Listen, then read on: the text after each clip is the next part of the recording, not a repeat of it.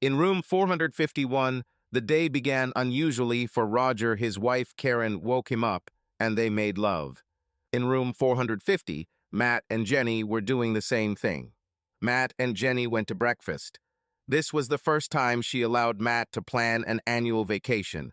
That was usually her prerogative, but she had to admit he did a pretty good job. She loved the hotel, the beach was wonderful, and she didn't see a single sign that said we serve English food. Matt was also pleased everything was going according to plan. As they approached the dining room, they met Roger and Karen. Roger and Matt greeted each other as usual. "Good morning, Dr. Patterson," Matt said. "Good morning, Dr. Evans." Their friendship has always been unusual. The teachers never understood her. Even in grammar school, Roger was extremely confident and extroverted, while Matt was an introvert and a nerd. Even their family backgrounds were opposite. Roger was an only child, his parents were both doctors, and the family was quite wealthy. Matt was the second eldest in a family of 4 children. His father died in an industrial accident. The mother used the compensation to pay off the mortgage and struggled to support the family on her secretary's salary. Matt tried to help by working at the supermarket 2 evenings a week and all day on Saturdays. Little did anyone realize that even in school, Roger and Matt had a symbiotic relationship. Matt, a crammer, always had a lot of notes and could explain in simple words everything Roger needed to know. He was good at math, something Roger had difficulty with. Roger, of course, was a brilliant speaker. When there were group projects, they were always together. Matt did most of the work and Roger presented the project to the class with ease. Even outside of school, they remained friends, which was helpful for the introverted Matt when it came to meeting girls. Since many girls went in pairs, it helped if there were 2 boys. Roger could charm anyone, so Matt let him do the talking. Of course, this usually meant Matt got a less attractive girlfriend, but that didn't bother him. Often the less beautiful girls were kinder or smarter, and he liked that. Sometimes Roger set him up on blind dates. Usually these girls expected to see Roger. Sometimes it worked out, but most of the girls just got really angry. The university separated them. Roger went to Edinburgh to study medicine, and Matt went to Brunel University to study engineering. They saw each other occasionally during the holidays, but both developed new circles of friends. When Matt graduated with honors, he was invited to continue his studies for a PhD. He received a grant to cover the costs, but it was not enough. He did everything he could to make money. This included grading papers and, more importantly, supervising laboratories and classes. It was then, while teaching one of his classes, that he met a beautiful young graduate student studying information and communications technology. When Matt saw Jenny on the verge of tears after one of his classes, he went over to talk to her. She worked as an actuary, but returned to study to gain real experience in it. Matt quickly realized that she was having difficulty with this task. He sat down with her and broke the problem down into smaller, manageable pieces. Matt absolutely refused to do anyone else's work for them, but he was extremely good at showing how the impossible could be achieved. It was the same with Jenny. She relied on him for task after task, and he was more than happy to help. By the end of the semester, they became a couple, and a year after graduation, they got married. Matt still remembered how he felt when she stood next to him in church. She was the most beautiful woman he had ever seen. She was gentle, caring, and truly loved him. Nothing could destroy his pride or his sense of great fortune. He had to remind himself that this time he had won her himself. Matt's talents were soon recognized by his employer. He quickly became one of their best problem solvers. His ability to explain complex processes in simple terms drew him into teaching, and from there into writing textbooks. As he developed this aspect of his work, other companies began to hire him to simplify their systems. Matt quickly realized that if his company sold his services, they made much more money from it than he did. Within 5 years of graduating from university, Dr. Matthew Evans became an independent engineering consultant and technical author. His reputation was already sufficient to guarantee a good income. Even the company he left hired him again. When Jenny's company downsized and fired her, he already had a thriving business. When she had difficulty finding another job, Matt encouraged her to stay home, and they began planning a family. When she agreed, Matt was delighted. Now he could spend every day in the company of his beloved wife, and children were soon to appear. But the children never appeared. Roger had a rude awakening at university. He went from being one of the smartest guys in school to being average. His first year was filled with girls and parties. However, Matt wasn't there to help him with material he missed or explain when something wasn't clear. At the end of the first year, if not for the intervention of his parents, Roger would have been kicked out. Over the next 2 years, his behavior improved, but he still struggled to keep up with the program. Only in his fourth year, halfway through the 7-year course, did luck smile on him. He met a pretty young nursing student. At first, he was surprised that he was attracted to her. She was not at all the type he usually liked. She was only 5 feet 2 inches tall and quite broad-shouldered and broad-hipped. She had a sweet face and short blonde hair. But there were two things Roger couldn't ignore. Karen had a truly magnificent pair of breasts and a smile that could warm the heart of a dead man. Roger turned on his charm, and she, like the others, succumbed to him. A few days later, they were already a couple, but Roger never managed to completely take over her life as he did with other girls. Karen had a mind of her own. She was determined to do well in school, and nothing, not even Roger, could stop her. Roger felt that he had never fully owned her, and the more he thought about it, the more he tried. He became a monogamist and even began to study harder. Karen graduated a year before Roger and got a job at the local hospital. When Roger completed his training, he took up a position as a junior doctor in the same location. Despite the stressful work hours, they continued their relationship and got married a year later. After 2 years, Roger decided that hospital life was not for him. He retrained to work in general practice, and when a vacancy in a group of doctors opened up in his hometown, he took it. Returning home meant rekindling old friendships, and Matt and Jenny soon found themselves on his patient list. While ordering breakfast, the foursome joked about what they did that morning. When Karen ordered a full breakfast, Roger commented, "Take it easy, old lady. You already ate this morning. You already have enough weight." "That's a little rough, Roger," Matt said.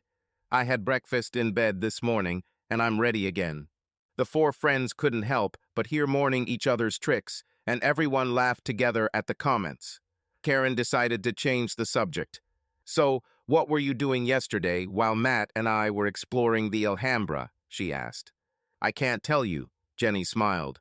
"Yesterday I had time for myself." "What is this time for yourself?" asked Karen. "This is an agreement between Matt and me. I am completely on my own 2 days a week. I am not accountable for my affairs. I am completely free. I don't tell Matt what I did, and he trusts me enough not to ask." "What about Matt?" asked Karen. "Does he also have time for himself?" "If he wants," Jenny said. "So far he has not shown such a desire." "I think you should, Matt. In fact, if I don't have the right to ask what you did yesterday, then I think Matt and I should have some me time today. What do you say to that, Roger?" "Yeah, why not?" he answered. So when they headed back to their rooms after breakfast, they did so with the agreement that Matt and Karen would not report for the day's activities. Jenny put on a bikini and sarong and was ready for the beach. She truly was a beautiful woman with long, slender legs, a cute little ass, and breasts that fit her body perfectly. Standing there in a bikini, she still had the power to make Matt speechless. "I'm going to take a walk on the beach and maybe sunbathe." "What are you going to do today, Matt?" "I can't say," he replied. "Time for yourself, don't forget." "Of course," she smiled and turned, walking out, knowing that he would eventually follow her to the beach. Roger announced that he was going out to buy an English-language newspaper and left Karen to manage it herself. Matt went out onto the balcony with his video camera, and Karen sat on her balcony next door. Matt watched his wife walk along the beach, the sea licking her feet. He handed Karen the binoculars, and they both watched. The camera's zoom feature allowed Matt to see Jenny clearly and admire the sway of her hips as she walked along the beach. Karen and Matt, sitting on their balconies, didn't wait long. Not even a few minutes had passed before they saw Roger appear. He crossed the sand to meet Jenny. When they met, they exchanged a kiss. Karen and Matt looked at each other, nodded, and went back to their rooms. "It looks like you had a good time this morning," Roger said to Jenny. "Yes," she answered. "Matt has always been a great lover." "What, better than me?" asked Roger. "Well, if you must know, yes. He always makes sure I feel good and does it exactly the way I like. He just seems to know what I want at any given moment. So this morning wasn't anything special, huh?" "Well, it's not always as good as it was this morning, but it's always good. This morning was really special, and he really said it would be memorable. So if Matt is so good, why have you been sleeping with me for a year?" asked Roger. "I asked myself this," she said. "I think it was just exciting to do something forbidden and keep it a secret. Plus, you and Karen seem to be having a fun morning too." "Yes," he said. "Karen has always been good in bed, but this morning she outdid herself." "So why have you been sleeping with me for the last year?" "Don't know. I guess I was just restoring the proper order of things." "What do you mean?" she asked. "I always won beautiful girls, and Matt took care of those who were simpler. When I saw him with you, it didn't feel right. I just had to win you over. And now you've done it." "Yes, now I did it, but do you know what I discovered? That most of the time I'd rather be with Karen." Jenny laughed. "Listen to both of us. Here we are, dating on the side when we would both rather be with our spouses." Roger laughed too. "What does that tell you?" he asked. "He says it's time to call it quits," she said. "I think you're right," Roger agreed. They walked a little further along the beach. Then Roger kissed her forehead, and they parted ways. By lunchtime, when Matt still had not come for her, Jenny headed back to the hotel. Matt wasn't there. She found Roger relaxing by the pool. "Have you seen Matt?" she asked. "No," he answered, "and neither is Karen. They must have taken advantage of our idea of me time." "Oh, hell," she replied. They had lunch together, then spent the afternoon by the pool. Roger was reading the newspaper, and Jenny alternated between swimming and relaxing in the sun, reading a book. When neither Karen nor Matt returned for dinner, Jenny began to get a little worried. They delayed dinner as long as possible in hopes that their spouses would show up in time to eat together. During dinner, Roger asked Jenny, "How long does me time last?" "All day," she answered. 24 hours. Do you think I could leave you at the hotel at 12 o'clock in the afternoon and go home to bed without raising questions? So we have to wait until breakfast tomorrow to call them and ask where they are." "I'm afraid so." "You don't think they know about us, do you, Roger?" "No. Karen wouldn't think I could do it, and Matt is a good guy. He doesn't have the slightest suspicion. Plus, we were very careful." Roger and Jenny spent the rest of the night waiting at the bar. By midnight, neither Karen nor Matt had shown up. Roger and Jenny went to their separate rooms to sleep. Jenny was already starting to worry. When she woke up alone, she was very worried. She didn't wait any longer and called Matt's cell phone. About 20 seconds later, she heard a bell ring. She followed the sound and found Matt's phone in one of the suitcases. When Roger knocked on the door to escort her to breakfast, it was obvious that he was also very worried. They ate almost nothing at breakfast. However, they made a decision. They needed to get the police involved. The hotel manager helped them contact the police, and by lunchtime, Karen and Matt were reported missing. They realized that the rental car was also missing. Neither Roger nor Jenny could remember the registration number or even the name of the rental company. Matt made all the arrangements for the holiday, and he was not there. Only in the evening did the hotel manager bring them positive news. The police checked all the local hospitals, and neither Karen nor Matt were there. The next day, the story was completely different. The local station sergeant came and accused Roger and Jenny of wasting police time. They put a lot of effort into finding a rental car, and they were successful. It was returned to the rental company's airport parking lot as planned. It was also revealed that Karen and Matt had boarded a flight to Newcastle on the day of the disappearance. Tickets for this flight were purchased in advance. Jenny suddenly felt very ill and ran to the toilet, leaving Roger to explain that they did not know about their partner's plans. When Jenny returned, she was completely pale. "He knows, Roger. Matt knew about everything before we left. I need to go home." "Calm down, Jenny. This is Matt we're talking about. We both know he always does the right thing. He loves you, and he is not a fool. I am sure he will understand everything. Karen is another matter. She won't leave it that easily." Tears rolled down Jenny's face as she sat swaying in place. "We need to go back, Roger. We have serious restoration work to do." They spent the rest of the day trying to find flights back to England. Roger wanted to get to Manchester to pick up his car, but Jenny agreed to whatever flight would get her home faster. By the end of the day, they learned that they were stuck there for 3 more days. Roger also learned that his debit card for his joint account with Karen no longer worked. He paid for the tickets with his credit card. Jenny was right, of course Matt knew. He found out soon after it started. Jenny insisted on her idea of me time. She told him that she needed to feel like she was more than just a wife. She needed time when she didn't have to answer to someone. Somewhat reluctantly, Matt agreed, and things started well. Jenny's friends would come over and casually tell Matt about their adventures, but over time he saw them less and less, so he didn't know what she did with her 2 days of me time each week. Nothing until he made his discovery. He was looking for cash to pay a window cleaner when he looked in Jenny's purse, trying to find her wallet. Instead, he found a mobile phone. Not the one he bought her, but a simple one, nothing special. He checked his contacts and found only one entry labeled me. He found enough cash, paid the window cleaner, and went back to the phone.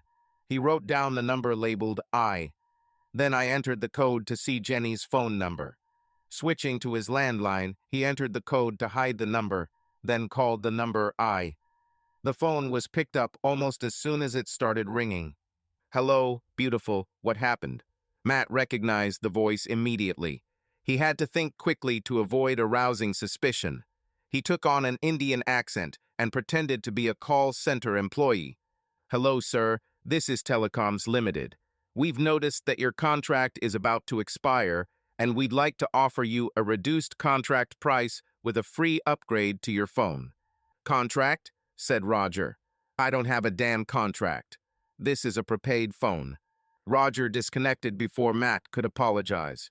Matt walked back to his office and sat down with his head in his hands. The eyes filled with tears. His beautiful Jenny was taking pills while they were trying to have a baby, and worst of all, she appeared to be having an affair with his friend Roger.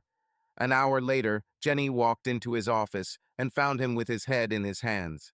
She asked what happened, and he told her that an old client who was more like a friend had died. She stood there massaging his shoulders for a while until he said he was fine and stood up. Over the course of a few days, Matt realized that while Roger might have been smart to give Jenny a new phone, he couldn't change her habits. One of Jenny's habits that he could never understand was bringing home little soaps from hotel rooms. Every time Matt went to meet clients, he took her with him, and he always found himself washing his hands with hotel soap. Despite the fact that they had not left for a long time, he again found himself washing his hands with hotel soap. He checked the trash can and found a soap wrapper. The wrapper said, "Ramada Jarvis Hotels." Matt was a Marriott man and was sure he had never stayed at one of these hotels. It took him only a few phone calls to find out who supplied and maintained security systems for the chain's nearby hotel.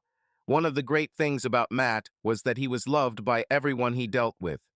By the end of the day, he had a promise to receive the front desk camera footage for Tuesdays and Thursdays. The following week, Matt received his first entry. He sat down at the computer and quickly rewound the recording. On Tuesday at 14s and Roger appeared on camera. Matt saw Jenny standing behind Roger, away from the front desk. Matt waited for Roger to sign the logbook and then took a screenshot. He saved the image and then used Photoshop to enlarge the registration book portion of the image. He turned the image and looked at it again. Wow, security cameras are really good these days, he thought. Looking at the enlarged recording, the recording was clearly visible. Dr. and Mrs. Patterson, with Roger's car registration number next to it. Now he knew for sure, and part of him wanted not to know. The first thing he did was come up with a reason for the trip. He chose Uxbridge to visit some old friends from the university. He told Jenny and, as usual, invited her along. The trip was supposed to last from Monday to Friday, and for the first time Jenny said she didn't want to go. On Monday, as he was getting ready to leave, Matt kissed her tenderly. "I'll call you every evening," he said. What Jenny said next not only hurt him, but also made the pain even worse. "Not on Tuesday and Thursday," she said. "Not on my time for myself." Don't interfere while you're sleeping with him, he thought. Don't interfere with this. Matt was so upset as he slowly drove along the M25 that he almost missed the exit onto the M40. He had to suddenly change lanes across 2 lanes, which caused a lot of anger from other drivers. By 2 p.m., he had checked into the Marriott. Leaving his luggage in his room, he went to Brunel. He felt a little better just walking around the university campus. Most of the memories here were pleasant ones. He decided to stay in places that were frequented by the staff, so he avoided the student bars where he spent so much time with Jenny. He was sitting drinking coffee at the theater bar when a voice behind him said, "Hello, stranger. What are you doing here?" Matt turned to see Jane, one of his friends and confidantes from his college days. They worked on projects together, and she helped him with his doctorate. For a moment, Matt thought they could become more than friends, but then Jenny showed up. Jane ordered coffee and sat down opposite him. They talked about what they had been doing since they last saw each other.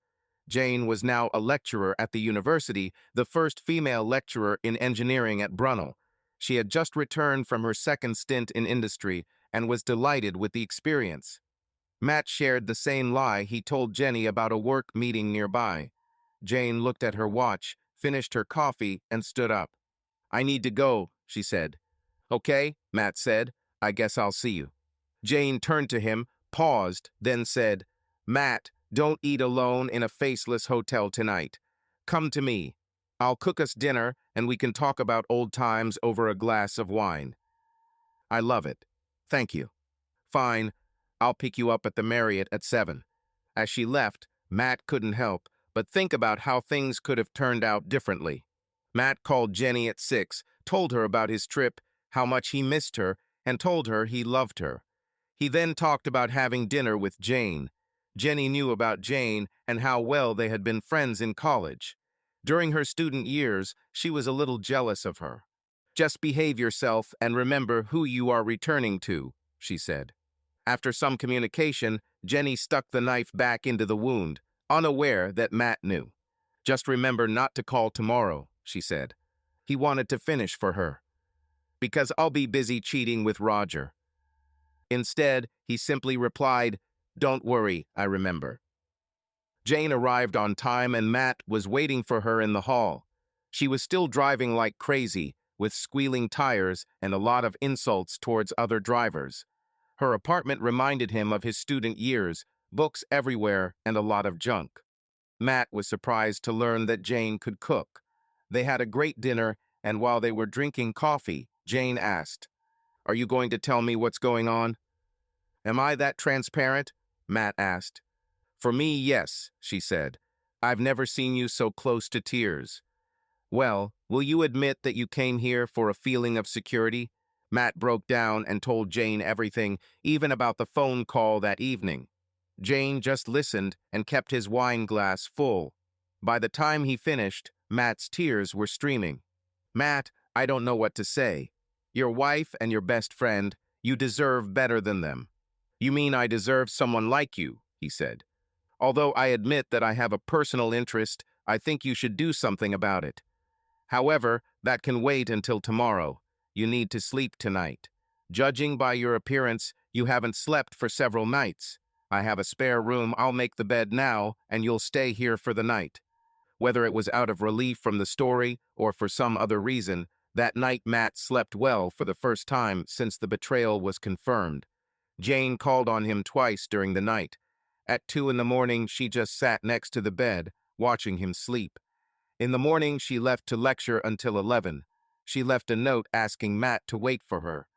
When she returned, she found Matt cleaning the apartment, the vacuum cleaner running and smelling of coffee.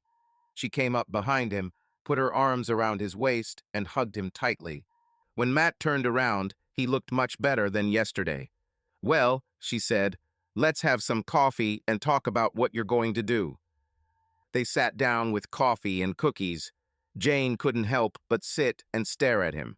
"So, the way I see it, you have several options, but they are all up to you.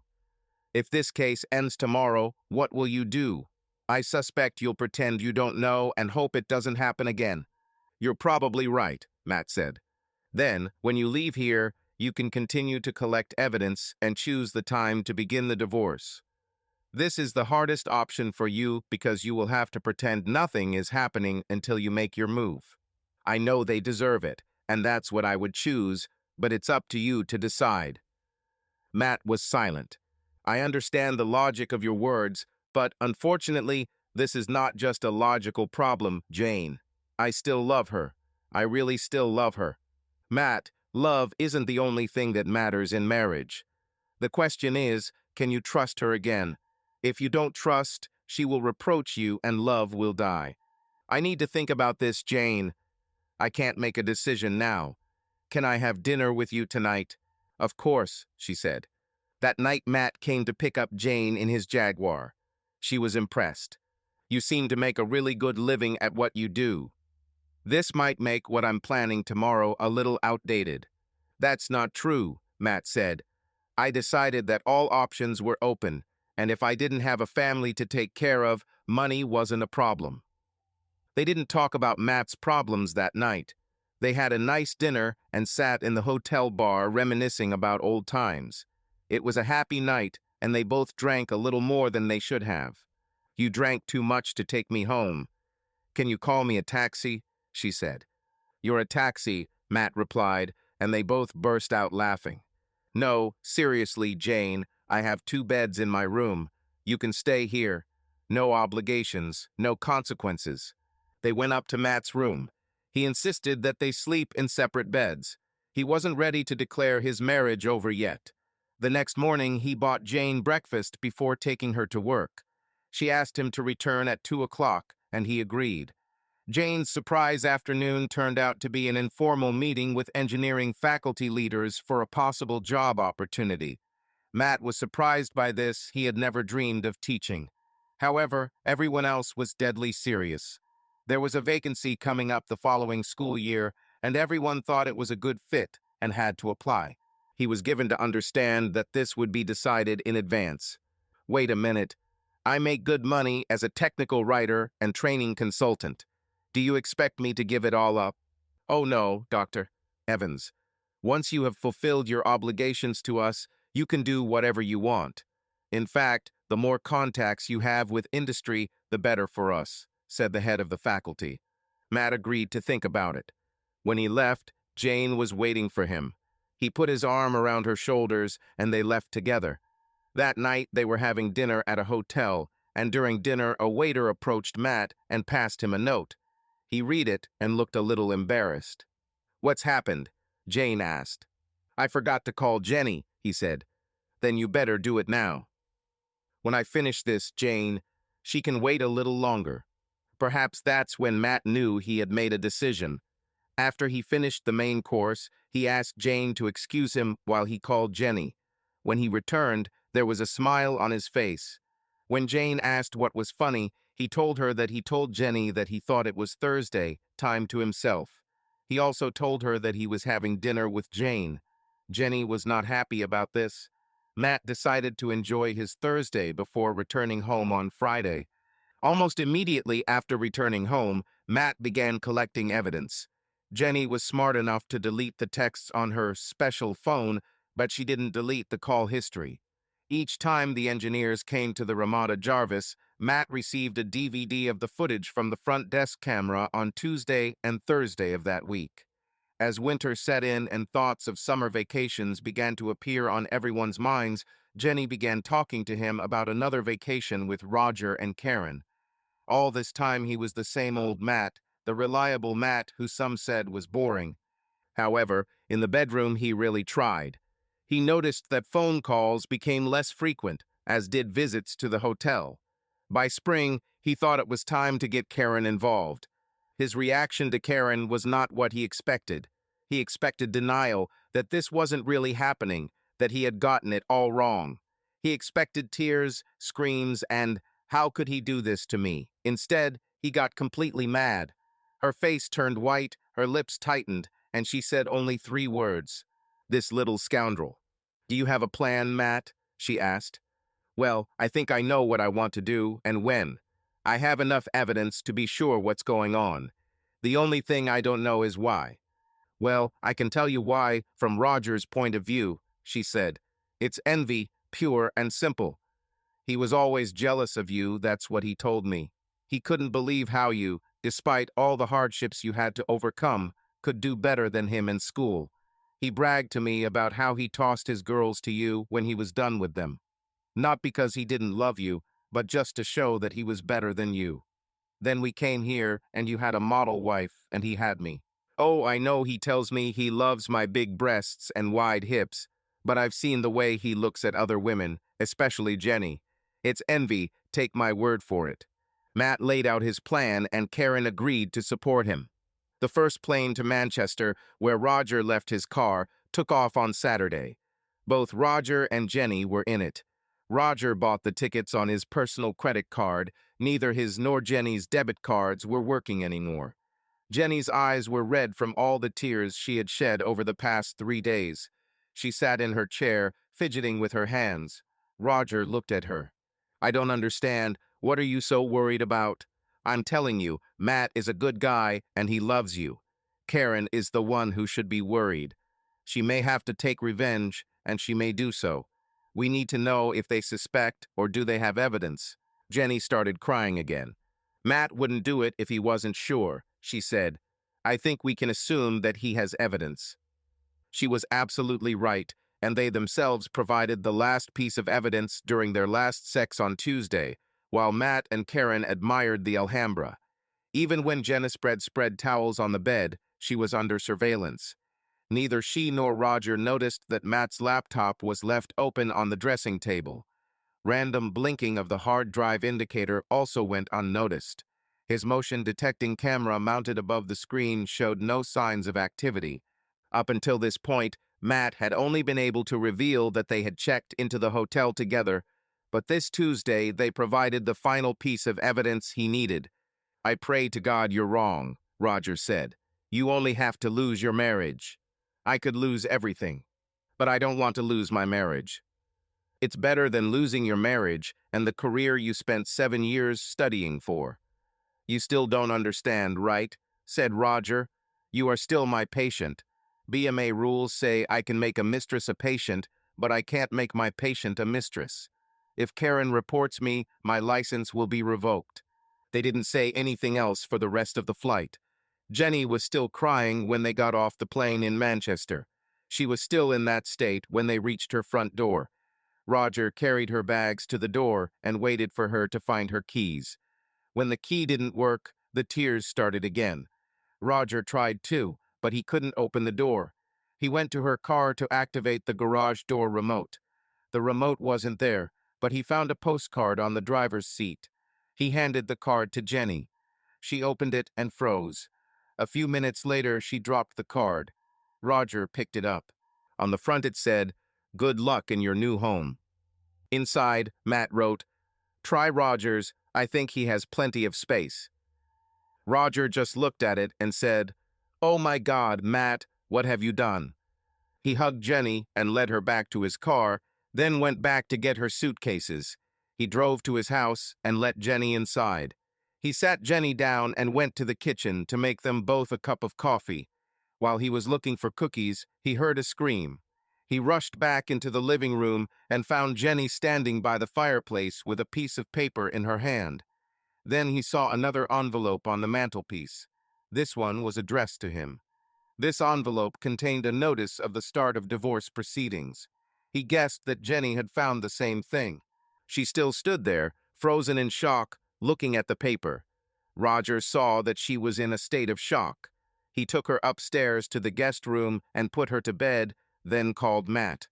Roger was surprised when Matt answered the phone. "What the hell are you up to? Do you understand what you are doing to her?" asked Roger. "I think the problem is what you did to her," Matt replied. "Come on, Matt. This isn't your style. The girl loves you. She rejected me before you left. She's done nothing but cry since you left, and now I have to calm her down. What is wrong with you? You're acting like me. Maybe if I had behaved like you before, she wouldn't have left for you." I can imagine you telling her, "Come on, Jenny, it's just fun. Even if old Matt finds out, he'll take you back. That's the kind of person he is." Oh my God, were you listening to us? Oh no, Roger, much worse. I have a video. What do you want, Matt? I'll give you everything you want. If I don't have it, I'll take it from Mom and Dad. Roger couldn't believe how calm Matt was. He expected Matt to scream and curse, maybe even come and beat him up. Instead, he was deathly calm. "What do I want? Let me think. Yes, that's it. I want my wife to come back to me in the same condition she was in before you took her to bed. Pure, knowing only me since the day we got married. That's what I want. Can you give it to me, Roger? You know very well that I can't. That's why I already gave Karen a DVD of the whole show. I didn't ask why she wanted it, but I think I can guess. So what did I get myself into? Judging by the video, Roger, you really were royally dirty. It's a shame this happened to my wife.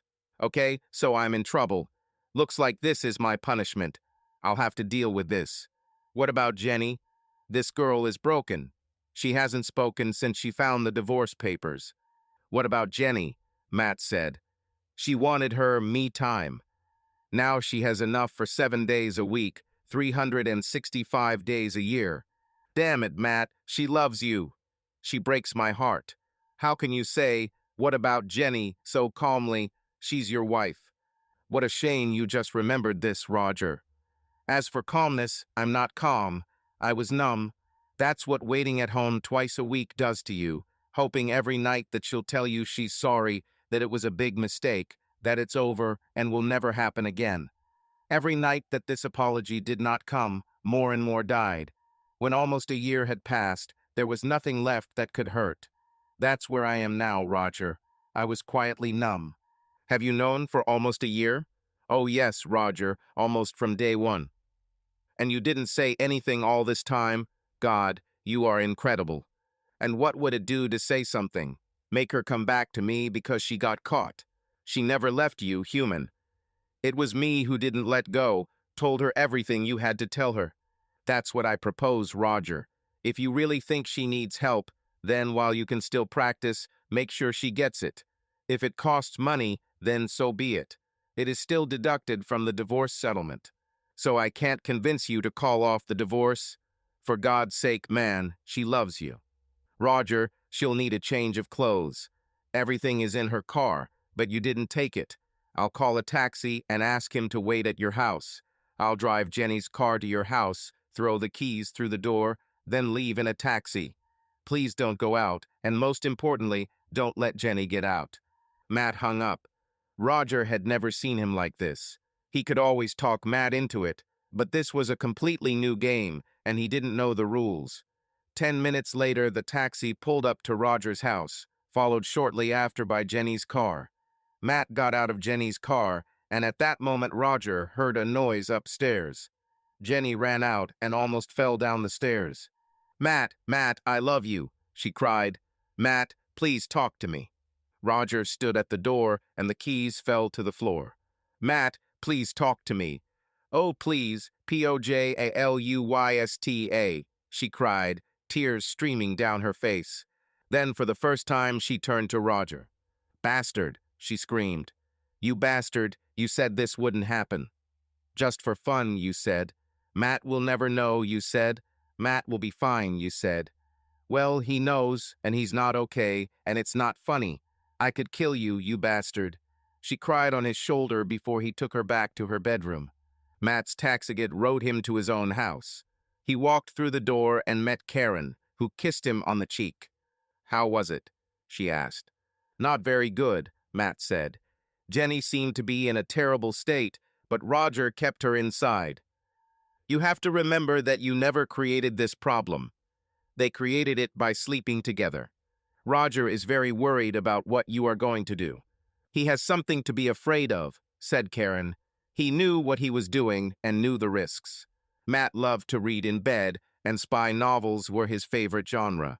He was sitting in bed, following the adventures of John le Carré's hero, when there was a knock on his sleeping door. Karen stuck her head in the doorway, saw Matt sitting shirtless in bed, and walked into the room. It was almost 1 o'clock in the morning. I see you can't sleep alone either, Matt. I don't know if this is the reason, but no, I haven't slept well since we returned from Spain. Karen sat down on the bed. She was in light robe over a long satin nightgown. You know, my problem is that I miss Roger, that bastard.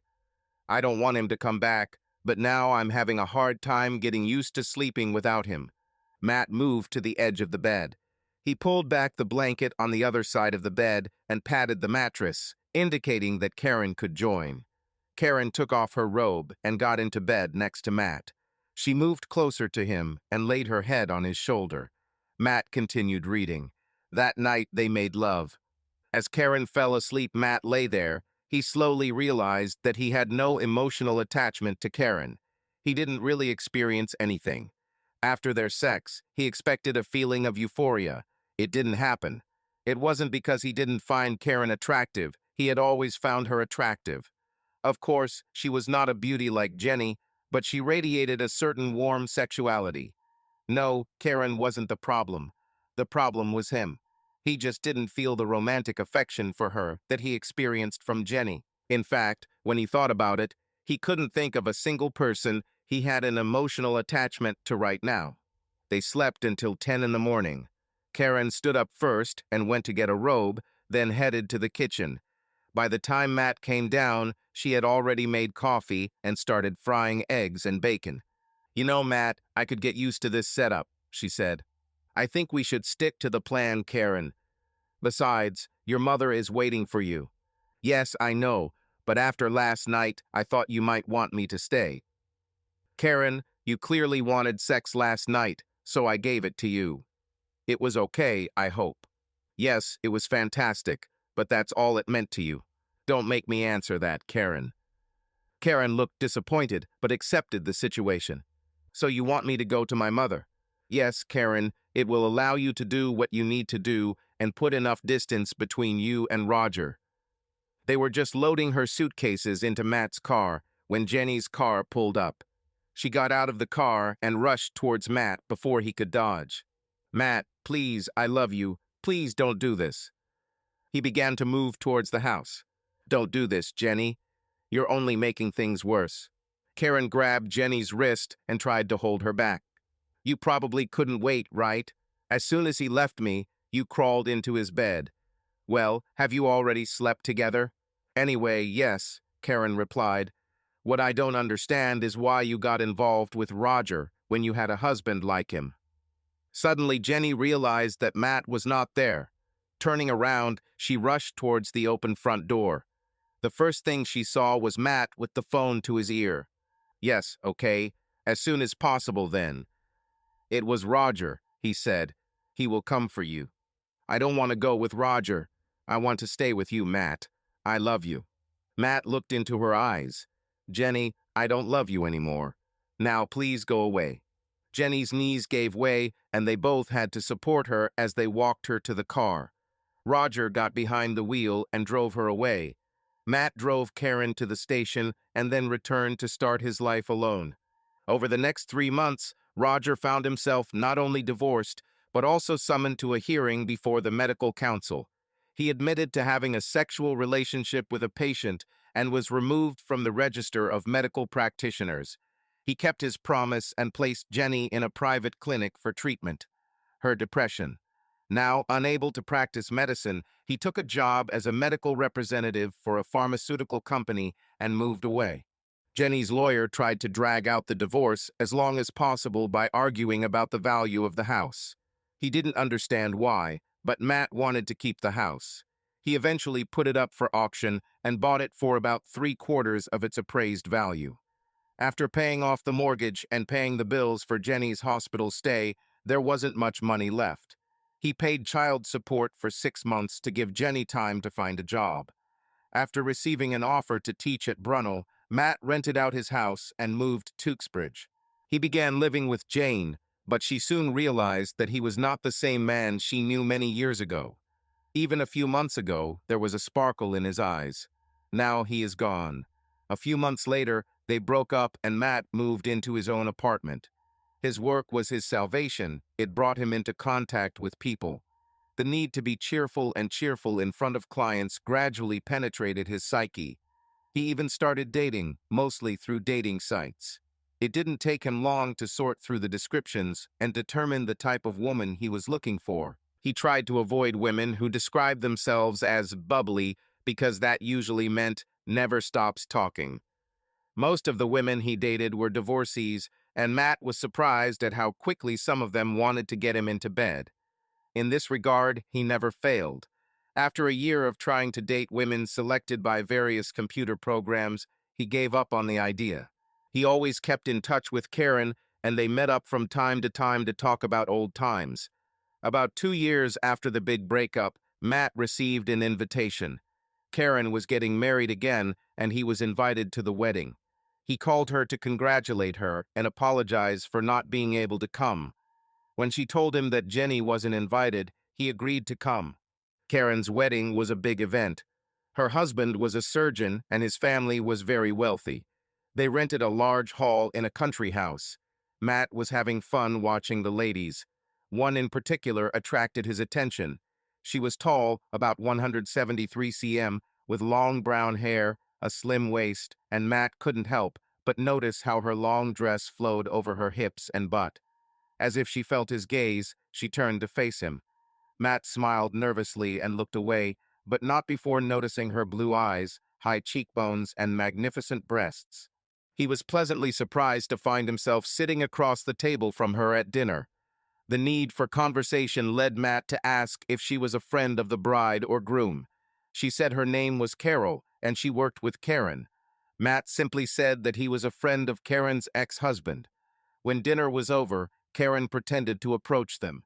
Matt noticed that she had lost some weight in her hips, but she still had those gorgeous breasts. She was a beautiful woman. "Ah, Matt, I'm so glad you were able to come, and I see you've already met Carol."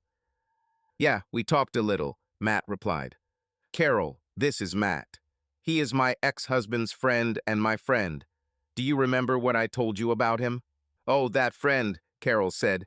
They chatted most of the night, and when the evening came to an end, Matt drove Carol home. This was the start of Matt's longest relationship since his divorce. For the first time in a long time, Matt felt like he actually had feelings for this woman. They went everywhere together.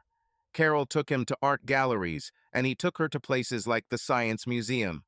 Both were eager to learn from each other and share each other's interests. Looks like it was a match made in heaven. However, as Matt fell in love with Carol, suspicions began to arise. As a nurse, she often had irregular shifts and long hours to cover the absence of colleagues. Although Matt accepted this situation, it did not reduce his suspicions. To compound the problem, when they met after work, they often went to the local pub, where she was surrounded by male colleagues. Both Carol and Karen tried to allay his fears, but his constant questions about what she did when he wasn't around put a wedge between them. Almost a year later, Carol found herself a nice doctor, and Matt was left alone again. Meanwhile, his business was going well. His services were in demand, and when the couple developed a system to compete with the Cisco router, it was Matt they called on to write the technical documentation. This brought him back to Cambridge. For some time, he thought about returning home. He took a trip to look at his house and found that the grass was waist-high and his car was being dismantled for parts in the front yard. He realized that he could not live there alone and decided to evict the tenants and sell the house. His clients, John and Mary Prentice, were so pleased with Matt's work that they invited him to dinner as a token of their appreciation upon completion of the job. John Prentice called Matt with an invitation. "Matt, Mary and I would like to treat you to dinner on Friday as a thank you for a job well done. That's very kind of you, John, but it's really not necessary. No, we want to do this, John insisted. The fact is that Mary loves to dance, and the restaurant has a dance floor. She doesn't want to leave you alone, so she invited a partner for you. I hope this suits you. Matt laughed. Don't worry, John. I'm already used to what people try to arrange have a date. This has been happening since I got divorced. May I know who this unfortunate lady is? Mrs. Anstey's, our administrative manager. I think you'll like it. She is a wonderful woman, and like you, she is divorced. Matt knew there was no point in arguing, so on Friday night he found himself at the restaurant, waiting for his hosts. He recognized her without even seeing her face. She had snuck up behind John Prentice and was now standing with her back to him. Her hair, the shape of her body, the curve of her hips, everything told Matt that it was Jenny Chekinger's coat in the wardrobe. It was then that he remembered that Anstey's was Jenny's maiden name. She went into the bar and recognized a smile shone in his direction. Matt suddenly felt very uncomfortable. He saw his owners about to enter the bar. Panic gripped him. Jenny, I don't know what to do. To avoid embarrassing our hosts, perhaps we should act as if we don't know each other. Jenny looked disappointed, but just looked at him. Okay, she said. John and Mary entered the bar, and John quickly made introductions. They ordered drinks. During dinner, the conversation mostly revolved around the company's products and plans for the future. Mary noticed that Jenny seems detached from the conversation. She decided to end the business conversation and began asking Matt about himself and why there was no woman next to him. I guess after the divorce I just didn't meet the right girl, or maybe the problem is me. I find it very difficult to trust people. Sometimes, Jenny said, we hurt those we love and never see the harm we do. Well, I can't believe this applies to you, Jenny, John said. You would be surprised, John, she replied. Matt looked at her, listening to every word she said. He then looked at her hands and noticed that she was still wearing the engagement ring he bought her years ago. You wear your wedding ring, Mrs. Anstey's. Is there a reason for this? He asked. Mary gave him a murderous look. It's just to keep the office wolves away, isn't it, Jenny? Mary suggested. Jenny looked at Mary. Well, that's partly true, Mary, but mostly it's a reminder of how stupid I was. I had a husband who was the most kind, generous, and loving man.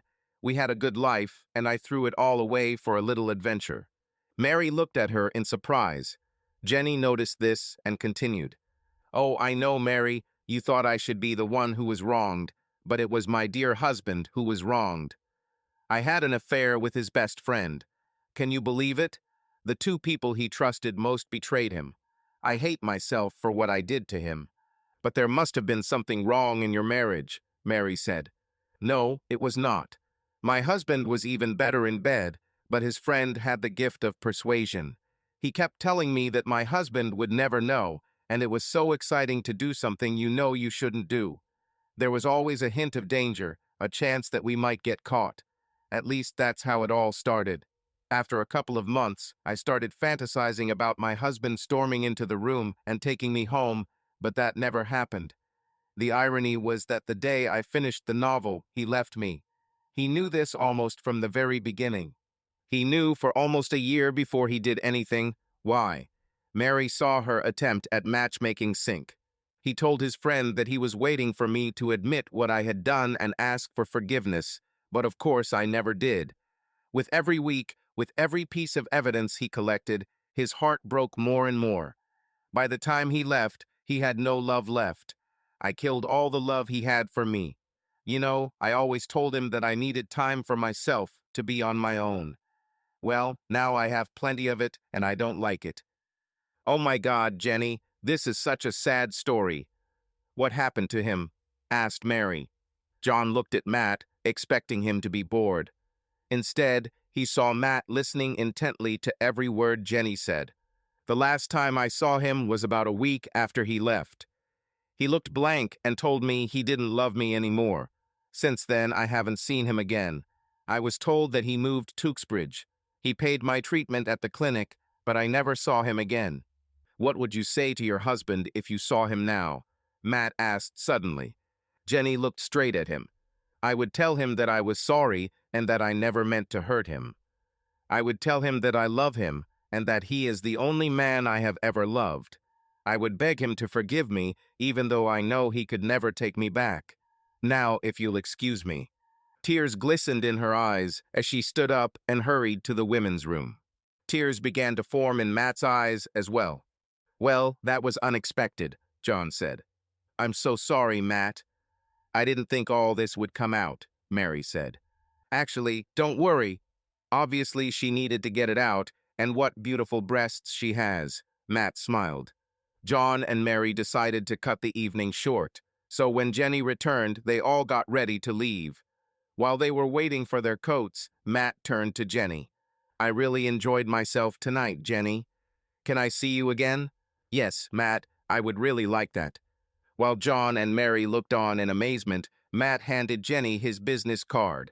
Jenny took a pen out of her purse, wrote her number on the back of the business card, and handed it back to him. As they left, Matt wondered how long he should wait before calling her. Subscribe to our channel so that your second chaff doesn't cheat on you, and go ahead and listen to the next story, because this story is nothing compared to the next one. If you're under 18, don't even think about listening to the next one.